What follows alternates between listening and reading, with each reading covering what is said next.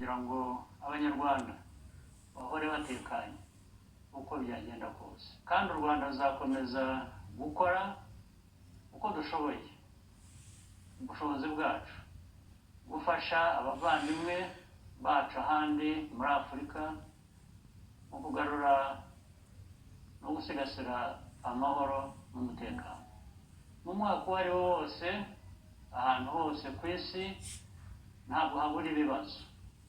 Ibyo rero bigomba gutuma duhora twiyemeza gukora byinshi birushijeho kandi byiza. Mu by'ukuri muri ibyo byose duhura nabyo, dukomeje gutera intambwe ihamye tugana imbere nk'uko imibare ibyerekana. Tuzakomeza muri iyo nzira. Iyo twibutse aho twavuye n'uko twari tubayeho, dusanga nta mpamvu dufite yo kwinuba no gucika intege.